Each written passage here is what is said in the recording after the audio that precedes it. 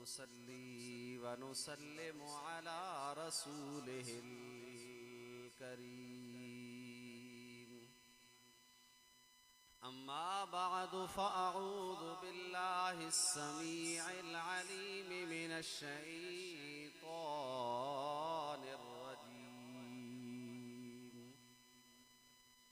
बिस्मिल्लाहिर रहमानिर रहीम।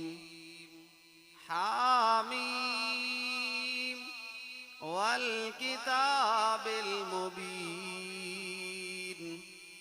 इन्ना अंज़लनाहु फी लैलतिन मुबारकतिन इन्ना कुन्ना मुंज़िरीन।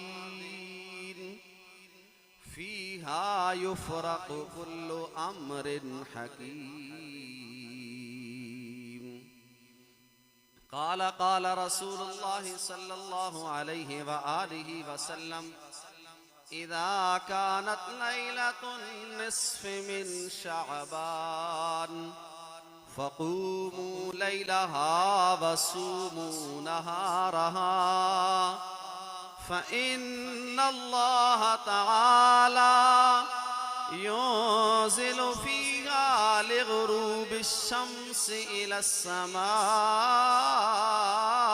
दुनिया फ़यक़ूलु अला मिन मुस्तग़फ़िरिन फ़ग़फ़िर लहु अला मिन मुस्तरज़क़िन फ़रज़ुक़ लहु अला मिन मुब्तलिइन फ़अआफ़ीह अला कज़ा हत्ता यतलुअल फ़ज्र। आमन्तु बिल्लाहि सदक़ल्लाहु मौलानल अज़ीम व सदक़ रसूलुहुन नबियुल उम्मियुल हबीबुल अमीनुल करीम। कोई जुबान खामोश न रहे, बाबा से बुलंद पढ़ें सलातो वस्सलामु अलैका या सय्यदी या रसूलल्लाह व अला आलिका व अस्हाबिका या सय्यदी या हबीबल्लाह। अस्सलातु वस्सलामु अलैका या सय्यदी या नबियल्लाह व अला आलिका व अस्हाबिका या सय्यदी या जद्दल हसन वल हुसैन। बड़ा ही आसान कलाम है, सारे मेरे साथ मिलकर पढ़ें, बार बार कहना न पड़े।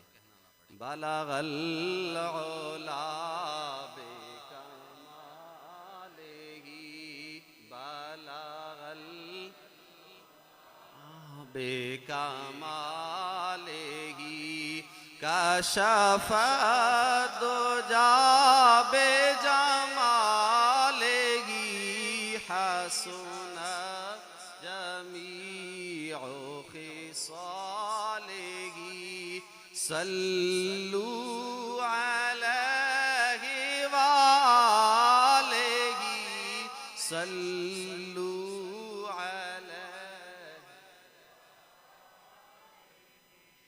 जैसे चाह दर पे बुला लिया, जिसे चाह अपना बना लिया, जैसे चाह दर पे बुला लिया, जिसे चाह अपना बना लिया। ये बड़े करम के हैं फैसले, ये बड़े नसीब की बात है। बलगल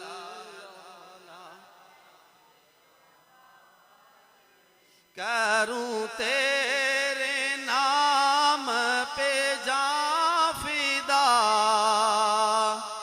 ना बस एक जान दो जहां फिदा, दो जहां से भी नहीं जी भरा। करूं क्या करोड़ों जहां नहीं बलागल।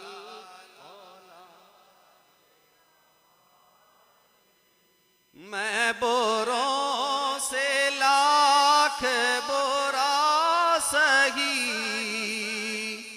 मगर उनसे है मेरा वास्ता। मैं बोरों से लाख बोरा सही, मगर उनसे है मेरा वास्ता। मेरी लाज रखना मेरे खुदा, मेरी लाज रखना मेरे खुदा। ये तेरे हबीब की बात है, बलागल औला बेकमालेही अशफत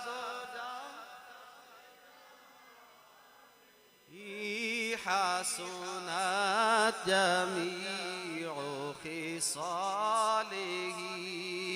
सल्लू अलैहि व आलिही, सल्लू अलैहि व आलिही।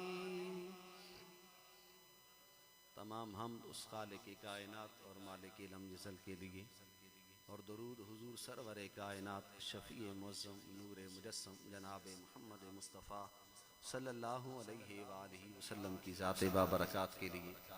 बरादरान इस्लाम, किस्मत है आप लोगों की कि इस गए गुज़रे दौर में भी हम अल्लाह के हुजूर चंद घड़ियाँ हाजिर हुए हैं। दौर ऐसा है कि बड़ा ही मुश्किल है कोई नेक काम करना या किसी को नेक काम की तरफ बुलाना।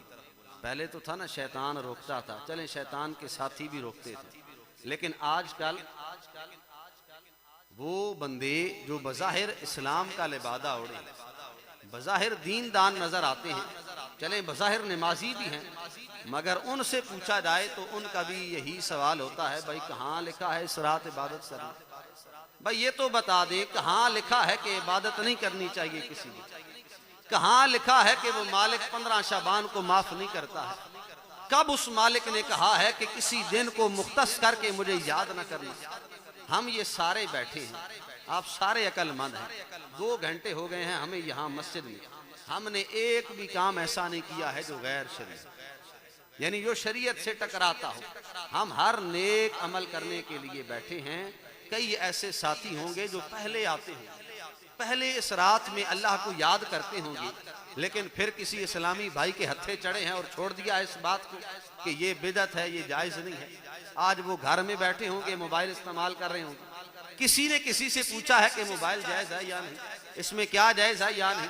हम सिर्फ दीन में रुकावट बनने के लिए, दीन की काम को, जिस काम में बंदा अल्लाह के हुजूर हाजिर होने के लिए, कुर्ब हासिल करने के लिए आता हो, उसमें रुकावट बनते हैं। जब अल्लाह ने, अल्लाह के महबूब ने खास तौर पे फरमाया है इस रात का जिक्र करके, आप अजमत वाले हैं, बरकत वाले हैं, रहमत वाले हैं कि आए हैं रब की बारगाह में। हुजूर नबी करीम सल्लल्लाहु अलैहि वसल्लम का वाज़े फरमान है इस रात के बारे में। मिशकात की हदीस है, सुनन इब्ने माजा की है, तिरमिज़ी की है, बहकी की है, शोबुल ईमान की है, दर्जनों किताबों में अल्लाह करीम के महबूब अलैहिस्सलातु वस्सलाम का ये फरमान मौजूद है। और रावी भी कोई आम नहीं, रावी भी अलीउल मुर्तज़ा शेर खुदा रज़ी अल्लाह तआला अन्हु।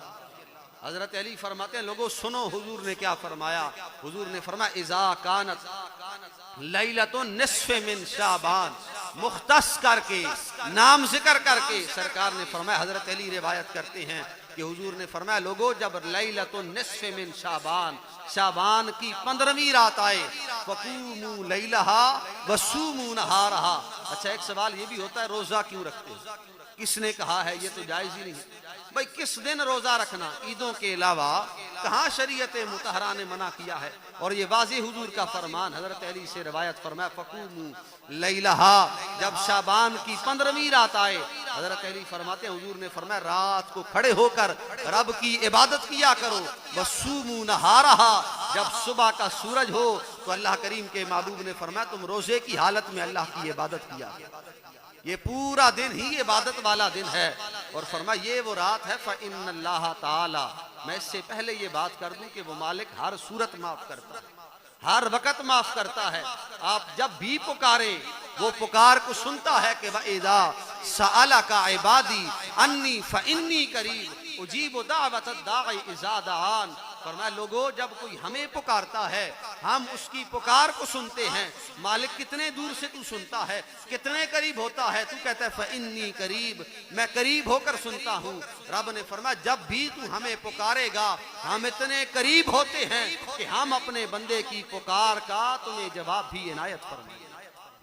वो हर वक्त सुनता है, लेकिन कुछ वक्त ऐसे हैं जो मखसूस होते हैं, जैसे रमज़ान का महीना है, जैसे शबे कदर है। वहीं इन रातों में से एक रात ये भी है, सरकार ने फरमाया अल्लाह करीम फ़इन्नल्लाह ताला यनज़िलु फ़ीहा लिग़ुरूबि शम्स इला समाए दुनिया, जैसे ही ये सूरज जो गुरूब हुआ है, आज दिन का सूरज, रात चढ़ी है, फरमाया अल्लाह की रहमत आसमान दुनिया पे आ जाती है। फयकूल, और वो मालिक पुकार पुकार के कहता है अला मिन मुस्तगफिरिन फगफिर लहू, है कोई तुम में से गुनाहों की माफी मांगने वाला? याद करे अपने गुनाहों को। मालिक क्या होगा? क्या तू हमें ताने देगा? क्या तू कहेगा कि क्यों गुनाह करके आया है? फरमाया नहीं, आ तू हमसे माफी मांगने के लिए, फागफिर लहू, हम तुझसे वादा करते हैं तू माफी मांगेगा हम तेरी जिंदगी के सारे गुनाहों को माफ फरमा देंगे। फरमाया अगला फरमान, फरमाया अला में मुस्तरज़किन फरज़ुक लहू, रिज़्क़ के लिए बंदा मारा मारा फिरता है, कभी एक के दर पर, कभी दूसरे के दर पर, कभी यहाँ कभी वहाँ फिरता है, कभी यहाँ हाथ फैलाया है, कभी झोली फैलाई है। तो अल्लाह करीम के महबूब ने फरमाया रब आवाज देता है अला मिन मुस्तरज़किन, है कोई ऐसा जो रिज़्क़ तलब करने वाला हो, आए आज की रात हमारी बारगाह से रिज़्क़ तलब करे, फरज़ुक लहू। हुजूर ने फरमाया मेरा रब फरमाता है जो आज हमसे रिज़्क़ तलब करेगा अल्लाह करीम उसे रिज़्क़ की फरावानी अता फरमा देगा। किस बंदे को मुसीबतों ने नहीं घेरा? कौन ऐसा जिसके घर में परेशानियां नहीं है, आफतें नहीं हैं? अल्लाह करीम ने के महबूब ने फरमाया रब की रहमत आवाज लगाती है हल में मुब्तलियन फअआफीहे, है कोई ऐसा बंदा जिसे मुश्किलों ने घेरा हो, जिसे परेशानियों ने घेरा हो, वो अपनी मुश्किल अपने जहन में रखे, हाथ उठाए अपने रब से गुफ्तगू करे और कहे मेरे मालिक मुझे फला मुश्किल है, फअआफीहे। सरकार ने फरमाया रब फरमाता है तू हमारे सामने अपनी मुश्किलें रखेगा, अल्लाह करीम आज की रात की बरकत के सदके तेरी सारी मुश्किलात को हल फरमा देगा। और फरमाया ये आवाज सिर्फ एक बार नहीं होती है, 12 घंटों की ये रात बनती है। फरमाया अला कज़ा हत्ता यतलुअल फज्र, यहाँ तक कि सुबह फजर की नमाज का वक्त होता है उससे पहले पहले बार बार रब की रहमत बंदे को ये आवाजें लगाती रहती है। कौन है जो गुनाहों की माफी नहीं कराना चाहता है? हम हाजिर हुए हैं तो इसका एक मकसद ये है कि हम अजमत वालिदैन की महफिल में हैं, मगर एक मकसद ये भी है कि ये जो रात है ये वैसे ही शोरो गुल में गुजारने वाली रात नहीं, ये जो रात है ये वैसे ही मसरूफ और कामों में गुजारने की रात नहीं है, मोबाइल के साथ गुजारने की रात नहीं है। ये वो रात है जिस रात अल्लाह करीम की खास रहमतों का नुज़ूल होता है। उम्मुल मुमिनीन हजरत आयशा सिद्दीक़ा रज़ियल्लाहु ताला अन्हा आप रिवायत करती हैं कि एक रात सरकार मेरे हुजरे अक़दस में थे, मैं रात को उठी, मेरी आंख खुली तो मैंने देखा सरकार मौजूद नहीं है। मैं परेशान हुई, मैं घर से बाहर निकली, गलियों में तलाश करती हूँ, सरकार मिले नहीं। जन्नतुल बकी में पहुंची, कब्रिस्तान में, तो मैंने देखा सरकार वहां बैठे हैं। मैंने हुजूर से अर्ज की, कहा हुजूर क्या वजह है कि आप बिस्तर छोड़कर यहाँ रात के पहर में कब्रिस्तान में बैठे हैं? ये सुन्नत मुबारका है, आज की रात आखिरी पहर में सहरी के वक़्त कब्रिस्तान की ज़ियारत को जाना ये कोई आम बात नहीं, ये हुजूर की सुन्नत मुबारका है। लोग कहते हैं तुम बरेलवियों ने नए नए काम निकाल लिए हैं, अपनी अपनी बातें निकाल ली। वो लोग जो कहते हैं ना आपको रात को कब्रिस्तान में नहीं जाना, अगर उनसे पूछे तो वो दिन को भी नहीं जाते। वो कहते हैं बाप मरा है तो ठीक है, बस उसके बाद खत्म। उनका तो वास्ता ही कोई नहीं रहता है, वो जो दिन को नहीं मानते हैं। यहाँ हदीस मुबारका के अल्फाज हैं, तिरमिज़ी की सही हदीस मुबारका है। उम्मुल मुमिनीन फरमाती हैं, मैंने सरकार से पूछा, कहा हुजूर क्या वजह है आज की रात और इस पहर में? पहले तो आपका ये मामूल नहीं था। तो मेरे करीम महबूब अलैहिस्सलाम ने फरमाया ऐसा सुनो, ये वो रात है जिस रात में रब की रहमतें इतनी होती हैं कि बनी कल्ब एक कबीला था जिसमें लोगों ने बड़ी बकरियां रखी, हर बंदे का बकरियों का रेवड़ था।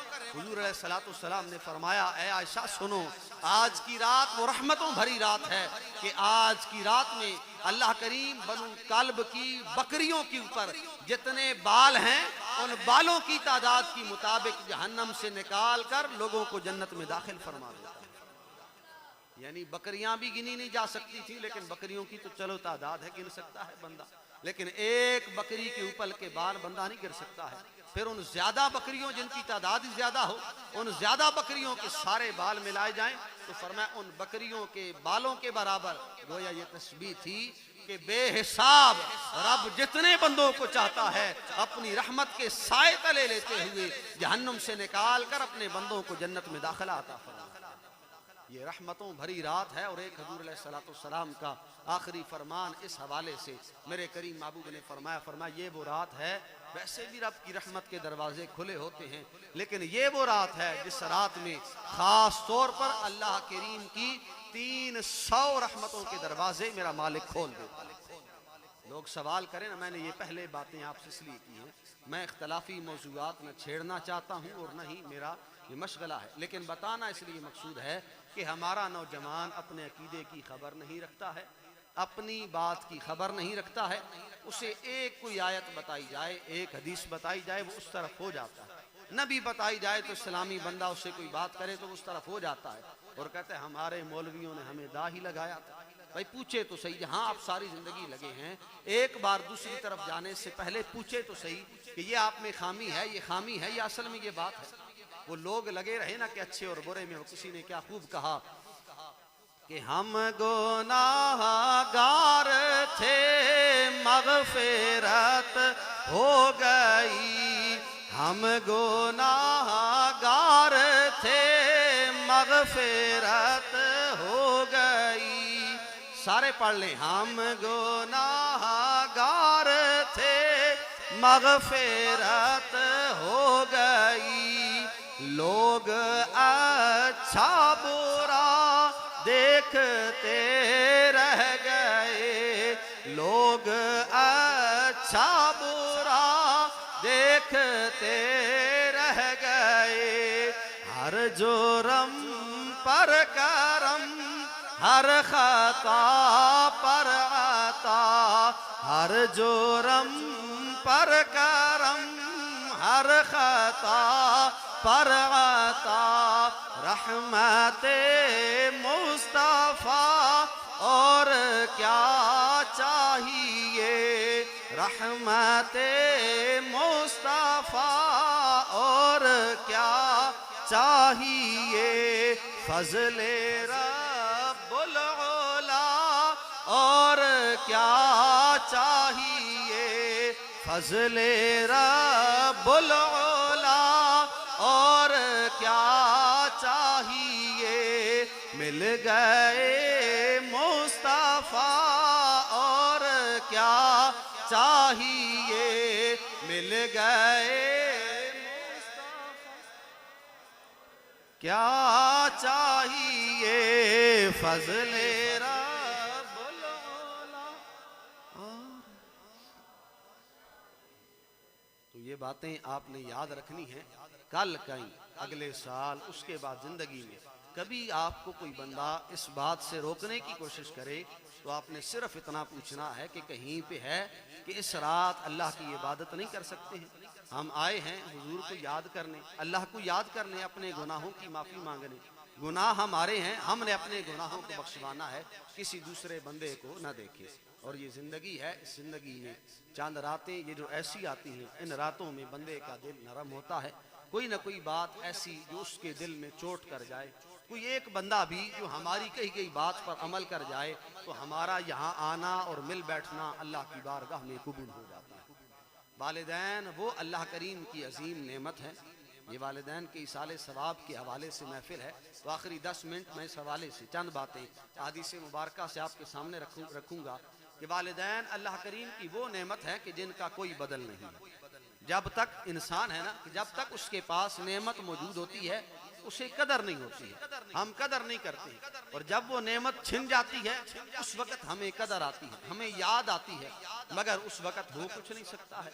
माँ सबसे बड़ी नेमत, कि माँ का नेमुल बदल कोई नहीं है।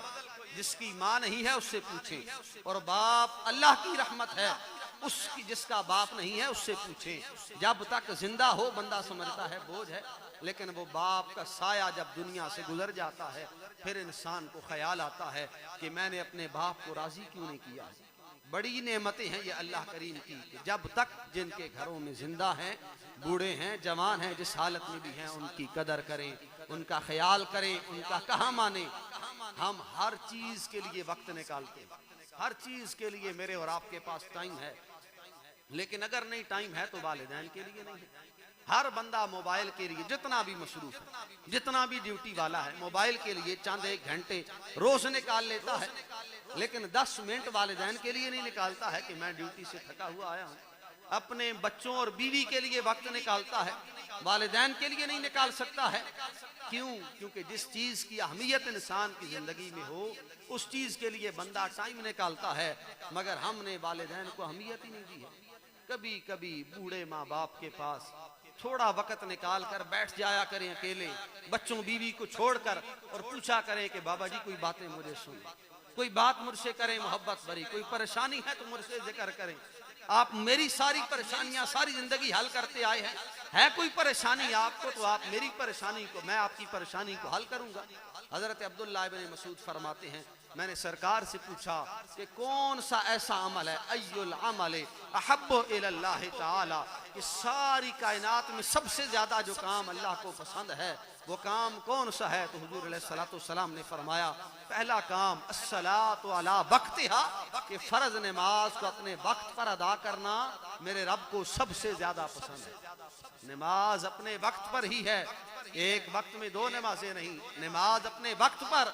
और हुजूर ने फरमाया सबसे ज्यादा अल्लाह को पसंद ये है कि बंदा नमाज अपने वक्त पर अदा करे। दूसरा फरमाया फर्ज नमाज कहाँ, मैं और आप गुनहगार जो वालिदैन हैं हम कहाँ, लेकिन हुजूर अलैहिस्सलातु वस्सलाम ने फरमाया सबसे पहला हक रब की नमाज का है, और दूसरा फरमाया बिर्रुल वालिदैन, दूसरा हक अल्लाह करीम को सबसे ज्यादा पसंद यह है कि जब तू अपने माँ बाप के साथ उसने सलूक करता है, अपने माँ बाप के साथ मोहब्बत करता है, अपने माँ बाप का कहा मानता है, अपने माँ बाप के दोस्तों यारों का ख्याल करता है, अपने माँ बाप की बात पर अमल करते हुए तू उनका कहा मानकर जिंदगी गुजारता है। जहाँ फर्ज नमाज पढ़कर तू आया है, वक्त के ऊपर तेरा रब तुझे पसंद करता है। दूसरा अमल सारे कामों में से तेरा रब ये पसंद करता है कि तू अपने वालिदैन के साथ उसने सलूक करे। तीसरा फरमाया अल जिहाद फी सबीलिल्लाह, इसके बाद है कि तुम अल्लाह की राह में जिहाद करते हुए जाओ। अब देखें ना, दोनों बातों का मवाजना कोई नहीं है, कहाँ वालिदैन के साथ उसने सलूक और कहाँ रब की बारगाह में जिहाद करना। कि बंदा अपनी जान रब के हवाले कर रहा है कि उसकी जान हो सकता है चली जाए, फरमाया उससे भी ज्यादा अहम यह है, जिहाद से भी ज्यादा अहम। एक और सहाबी ने हुजूर की बारगाह में अर्ज किया, कहा हुजूर मैं आपके साथ जिहाद के लिए जाना चाहता हूँ। सरकार ने पूछा, कहा तेरे वालिदैन जिंदा हैं? कहा मेरी माँ बूढ़ी जिंदा है। हुजूर ने फरमाया जा उसकी खिदमत कर। उसने फिर अर्ज की, कहा हुजूर सारा साल खिदमत करता हूँ, कब कब मौका आता है जिहाद में जाने का, आज मौका है, आप मुझे इजाजत दें, मैं जिहाद के लिए जाना चाहता हूँ। सरकार ने फरमाया नहीं, तू जा अपनी वालिदा की खिदमत कर, तेरी जो बूढ़ी माँ है तू उसके पांव दबाएगा, अल्लाह करीम तुझे जिहाद फी सबीलिल्लाह का अजर अता फरमा देगा। यानी माँ की खिदमत करना, हुजूर ने फरमाया जिहाद का सवाब मिलता है। और माँ बाप दोनों बड़े ही अहम हैं। सहाबा कराम में से किसी ने सवाल किया, कहा हुजूर एक लाइन में अगर हमें बताया जाए कि वालिदैन का हक क्या है, हम कैसे उसको अदा करें। हुजूर ने फरमाया फिर सुनो, 2 लफ्जों में बात सरकार ने की। फरमाया होमा जन्नतों का बनारों का, यही तुम्हारे वालिदैन, तुम्हारी माँ और तुम्हारे बाप। फरमाया यही तुम्हारी जन्नत भी है, तुम्हारी दोज़ख भी है। वो कैसे? फरमाया अगर तुम इनके साथ उसने सलूक करोगे, अगर इनकी बात मानोगे, ये बुढ़ापे में है, इनकी तीमारदारी करोगे, इनका ख्याल करोगे, उसने सलूक के साथ इन्हें रब के हवाले करोगे, अल्लाह करीम उस हुस्ने सलूक के बदले में तुम्हें जन्नत अता फरमाएगा। और अगर तुम गुनहगार जैसे हम हैं कि नाफरमानी करते रहोगे, लड़ाई झगड़ा करते रहोगे, क्या औकात है एक बच्चे की? बज़ाहिर हम इस बात को बुरा नहीं समझते, लेकिन बाप ने एक बात कह दी है तो वो जो बाप के घर में पला है, जिसे छोटा सा होकर इतना बड़ा उस बाप ने किया है, आज उसके मुंह में जबान इतनी लंबी है कि वो बाप के मुंह पे जवाब देते हुए कहता है तू कौन होता है कहने वाला। बात को टोकता भी है, सख्ती भी करता है, गालियां भी निकाल जाता है। भाई तुझे जिसने पैदा किया है तू उसकी कदर नहीं करने वाला है और जमाने में किसकी करेगा? इसलिए तेरे वालिदैन तेरी जन्नत भी हैं और तेरी दोज़ख भी हैं। अगर तू उन्हें राजी करेगा तो तेरी जन्नत है, अगर नाराज करेगा तो वही तेरे और मेरे दोज़ख में जाने का बाइस बनेगा। अगर कोई गुनहगार ऐसा है, और हम ऐसे ही हैं कि किसी के माँ बाप वफात पा गए हैं, इस दुनिया से गुजर गए हैं, वो उन्हें राजी नहीं कर सका है जिस तरह हक था राजी करने, जिस तरह खिदमत करने का हक था वो खिदमत नहीं कर सका है, मगर जिंदा है अभी, अब जिंदा है और फरमान सुन के जा रहा है कि वालिदैन की नाफरमानी जहन्नुम में ले जाने वाली है। वो सवाल कर सकता है भाई मेरे अमाल का सिलसिला तो अभी बाकी है, मैं जिंदा हूं, मैं माफी मांग सकता हूं, रब से माफी मांगू, वालिदैन वफात पा गए हैं कैसे माफी मांगू? मेरे करीम महबूब अलैहिस्सलाम ने उस मसले को भी हल कर दिया है। मेरे करीम महबूब का फरमान फरमाया मन ज़ारा कब्र अबवैहि औ अहदुहुमा, फरमाया दोनों वालिदैन वफात पा गए हैं या दोनों में से एक फौत हो गया है, फरमाया जाओ उनकी कब्र की जियारत करो, फ़क़रा इंदहु, फरमाया वहां जाकर कुरान पढ़ो, वहां जाकर उनके लिए दुआए मग़फ़िरत करो। तुम ये करोगे वकातबा इंदल्लाहि बिर्रन, तुम नाफरमान थे, तुम्हारे वालिदैन तुम्हारे साथ नाराज थे, उनकी कब्र पे जाकर माफी भी मांगो, दुआ भी करो, कलाम भी पढ़ो, फरमाया अल्लाह करीम उनकी मग़फ़िरत भी फरमाएगा।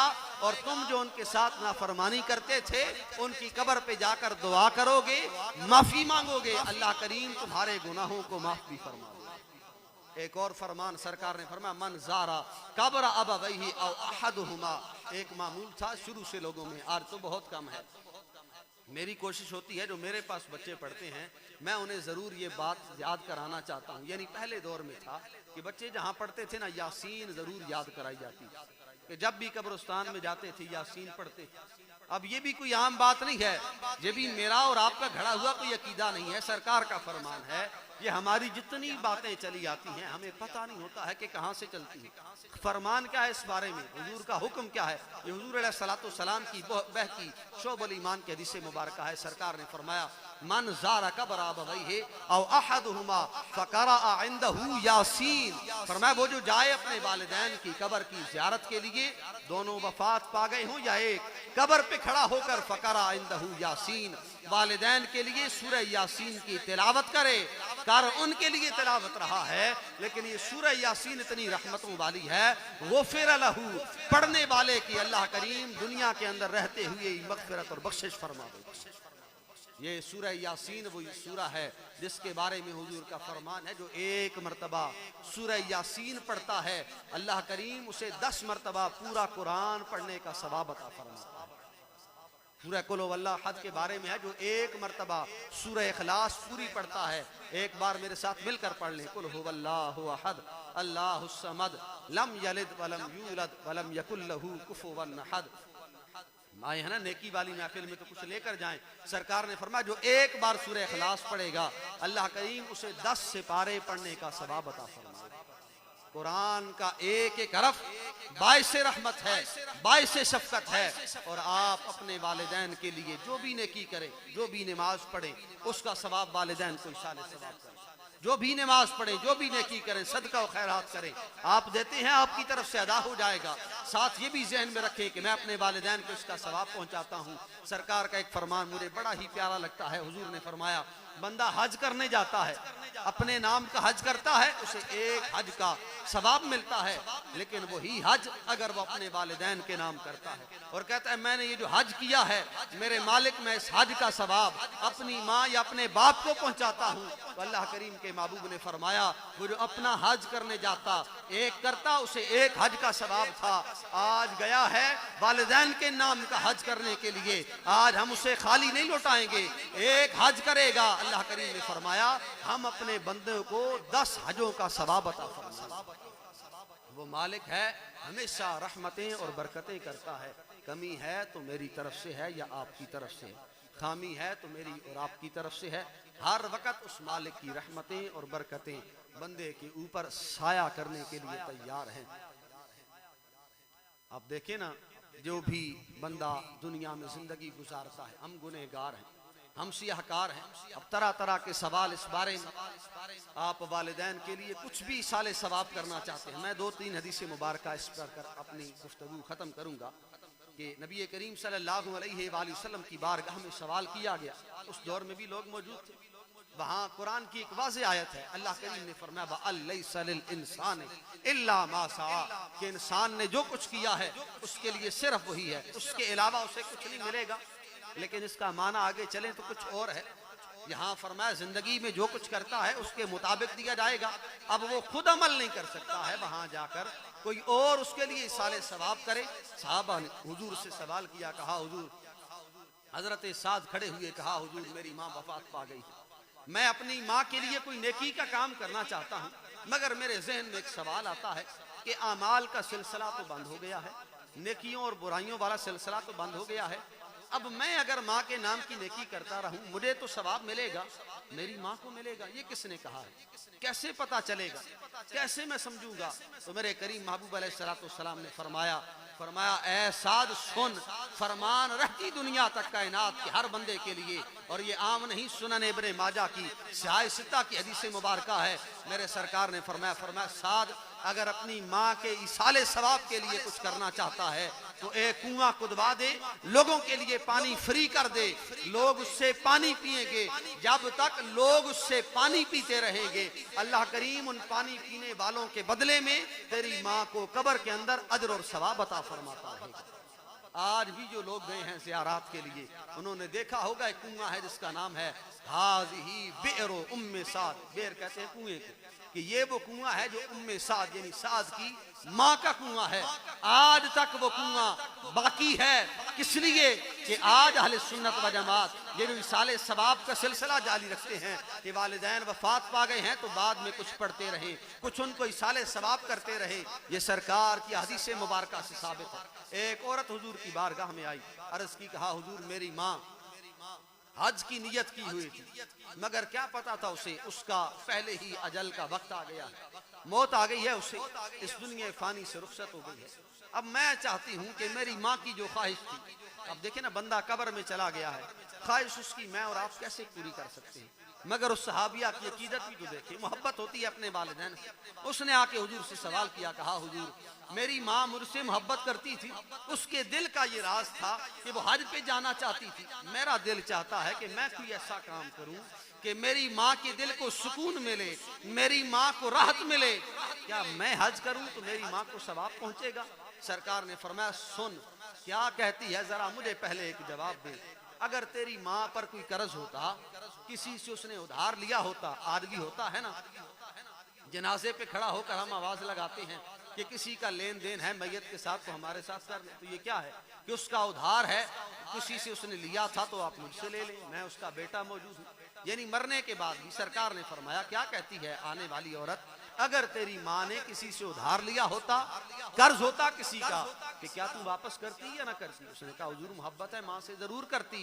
तो फरमाया सबसे पहला हक तेरे मालिक का है कि अगर उसके दिल में रब की इबादत की एक चाहत थी, उससे पहले उसकी सांस रुक गई है, तो ये कर्ज है तेरे जिम्मे, तू उसकी बेटी है, तू उसकी तरफ से हज अदा कर, तू उसकी तरफ से हज अदा करेगी, अल्लाह करीम कब्र के अंदर तेरी माँ को उसका सवाब और अजर अता फरमाएगा। और बंदा बड़ा हो जाए ना, यानी कहीं प्रोफेसर लग गया है, कहीं ओहदे पे बैठा, चले कहीं इमाम लग गया है, कहीं खतीब लग गया है, कहीं मुफ्ती लग गया है, फिर ये सोचे कि मेरी माँ अनपढ़ है, उसकी क्या औकात या क्या हैसियत है। कहीं कारोबार बड़ा हो जाए और कहे कि बाप की तो छोटी सी दुकान थी, एक छोटा सा ठैया था, उसने मुझे क्या कमा कर दिया। भाई आज जहां तक तू पहुंचा है तेरी मेहनत जरूर है, लेकिन तेरे बाप की शफकतें, मोहब्बतें, दुआएं और पैसा जरूर तेरे साथ मौजूद है। अगर वो ना होता ना तो आज तू गलियों में धक्के खा रहा होता, आज कहीं बड़ी सीट पे ना बैठा होता। यहाँ बैठना, किसी भी ओहदे पे बैठना, ये वालिदैन की दुआएं, उनकी मेहनत, शफकत और उनका वक्त और पैसा और मोहब्बत होती है कि बंदा किसी मकाम पर पहुंचता है। अगर कहीं आप बड़े ओहदे पे बैठ जाएं तो आपका बड़ा होना, इस बात का ख्याल कभी आपके जहन में ना आए। देखिए ना, अल्लाह करीम ने फरमाया लक़द कान लकुम फी रसूलिल्लाहि उसवतुन हसना, कि हुजूर की जात तुम्हारे लिए आइडियल है। कुछ भी देखना हो जिंदगी में तो सरकार की जिंदगी फरोल लो, हुजूर की सीरत पढ़ लो, तुम्हें मिल जाएगा कि मैंने यहाँ क्या करना है। अब हम सवाल करें हुजूर हमने क्या करना है? बड़े ओहदे वाला बन गया है, प्रोफेसर बन गया है, बड़ी ड्यूटी और बड़ी दुकान पे बैठ गया है, बाप बूढ़ा अनपढ़ है, माँ अनपढ़ है, उसे न समझ आती है ना बात का पता है। अब मैंने क्या करना है? मेरा ओहदा बड़ा है, उनका छोटा है। तो मेरे करीम महबूब अलैहिस्सलाम की सीरत पढ़े। हुजूर अलैहिस्सलाम के सहाबा फरमाते हैं कि बूढ़ी माई सफेद बालों वाली मस्जिद नबी में तशरीफ लाई, हम नहीं जानते। नए नए मुसलमान थे अंसार सहाबी, कहते हम नहीं जानते थे कौन है, मगर क्या अजीब समा था कि सरकार ने इतनी मोहब्बत की उस माई से। हम देखते हैं कि ये कौन है? मुकद्दर सिकंदर की मुकद्दर, कि मुकद्दर की सिकंदर जो हुजूर की बारगाह में आई है और सरकार इतनी मोहब्बत कर रहे हैं उससे। सरकार ने मजलिस खोली, महफिल को छोड़ा, हुजूर खड़े हुए, अपनी माँ का इस्तकबाल किया, मिले, अपनी माँ को अपनी कमली बिछा कर दी, अपनी चादर अपनी दस्तार बिछाई, अपनी माँ को उस पे बिठाया, खुद नीचे बैठ मोहब्बत भरी बातें करते रहे, सहाबा को अलहदा कर दिया। अब बड़ी गुफ्तगू हुई, बड़ी प्यार और मोहब्बत भरी बातें हुई। जब वो माँ बूढ़ी माई चली गई ना वहां से, सहाबा ने अर्ज की, कहा हुजूर अगर इजाजत हो तो एक सवाल करना चाहते हैं। ये कौन थी बूढ़ी जो सफेद बालों वाली, जिससे आपने बड़ी मोहब्बत की है? आज से पहले आपने किसी से इतनी मोहब्बत नहीं की है, कौन था ये? तो मेरे करीम महबूब का फरमान सुने। हुजूर ने फरमाया, लोगों मेरी जो अपनी माँ है वो तो वफात पा गई थी, लेकिन ये मेरी वो माँ है हलीमा, जिसने मुझे दूध पिलाया था, ये मेरी रज़ाई माँ है, आज मेरे पास आई है तो ये मेरी इन्हीं मोहब्बतों की मुस्तहिक है जो मोहब्बतें तुमने अपने महबूब से देखी है। अगर हलीमा सादिया के लिए, वो जो गांव में रहने वाली एक बूढ़ी माई थी, अगर सरवरे दो जहां की बारगाह में आए, सरकारे दो जहां की बारगाह में आए, सरकार अगर उससे मोहब्बत करते हैं, किसी ओहदे को नहीं देखते हैं। हुजूर से बड़ा कायनात में किसी का ओहदा नहीं, सरकार से बड़ा कायनात में कोई नहीं है। वो किसी ने कहा था ना कि किस्सा मुख्तसर बादस खुदा तू ही है, खुदा के बाद तू ही है, किस्सा मुख्तसर यही है, रब के बाद जो कुछ है वो हुजूर की जात है। अगर कायनात में सबसे बड़ी जात अपनी माँ का इतना अदब और एहतराम करती है तो फिर लाजिम है तेरे और मेरे ऊपर भी कि जब तक हम हयात हैं, हमारे माँ बाप हयात हैं, हम में ताकत और कुव्वत है, अल्लाह ने हमें सेहत दी है, माल दिया है, हम अपने वालिदैन के साथ उसने सलूक करते रहें, मोहब्बत करते रहें। इन्हीं अल्फाज के साथ मैं आपको एक इल्तिमास करना चाहता हूँ कि ये जो रात है, इस रात के सदके आप अपने आप को नमाजी बनाएं, माफ़ी मांगे उन पहली नमाजों की जो रही है। और ये भी बात सुन लें कि गुनाह माफ़ होते हैं माफ़ी मांगने से, मगर आप जब तक जिंदा हैं रही हुई नमाजें माफ़ नहीं होती। नमाजें आपने कज़ा करनी है, वो तब माफ़ होंगी ऐसी रातों में बंदा नवाफिल पढ़ने के लिए खड़ा होता है। मैं मशवरा दे रहा हूँ आपको और ये सच्ची बात है, बंदा नवाफिल पढ़ने के लिए खड़ा होता है, किसी ने कहा मैंने 10 रकात पढ़नी है, किसी ने कहा मैंने 100 रकात पढ़नी है। अब ये वो बंदा है जिसकी फ़र्ज नमाजें पहले रहती हैं, तो अब ये नफल न पढ़े, बेशक बायस से सवाब है, लेकिन फर्ज हर सूरत में नफल से अहम होता है। आप आज 10 नफल पढ़ लें, 100 पढ़ लें, ये आपके जिम्मा लाजिम नहीं है, सवाब मिलेगा आपको, लेकिन उन्हीं 100 के बदले में आप 100 रकतें वो क्यों नहीं पढ़ते हैं जो आपकी फजर की रही है, जो जोहर असर और मगरिब और इशा की रही है, उनको क्यों नहीं पढ़ते हैं? आसान सा कुलिया है, आपने वक्त का तयन करना है कि सबसे पहले जो फजर की नमाज है वो 2 रकतें पढ़ रहा हूँ, सबसे पहले जो जोहर की नमाज मेरी रही है वो 4 रकतें पढ़ रहा हूँ, सबसे पहले जो असर की नमाज रही है वो 4 रकतें पढ़ रहा हूँ। इन्हीं तादाद के साथ, इन्हीं बातों के साथ आपने अपनी नमाजों को पूरा करना है। इल्तमास है, गुजारिश है कि बाकी सारे नेकी के काम हम करते हैं, मगर हम सुन्नी फर्ज नमाज में बड़े पीछे। सफ खाली नजर आती है जब पीछे देखा जाए तकबीर पढ़ के। जहां हम महफिल पाक में इतने एहतमाम से आते हैं, अल्लाह की रहमत है हम पर, मगर गौर करें कि फ़र्ज नमाज को ना छोड़ें। फ़र्ज नमाज ज़्यादा अहम है। फ़र्ज नमाज भी मुकम्मल करें, इन महाफिल में भी आएँ और इनसे ये लेकर जाएं कि आप कभी नमाज नहीं कज़ा करने वाले हैं। मेरे सरकार का फरमान है, फरमाया ऐ लोगो, जो बंदा मेरे दुनिया से ज़िंदगी गुजर जाने के बाद भी चाहता है कि मैं कोई ऐसा काम करूं जिस बदले में अल्लाह के महबूब की आंखों को ठंडक पहुंचे, तो फरमाया वो नमाज पढ़ ले।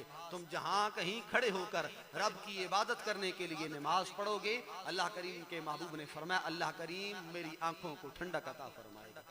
तो क्या हम हुजूर की आंखों को ठंडक अता फरमाएंगे या नहीं?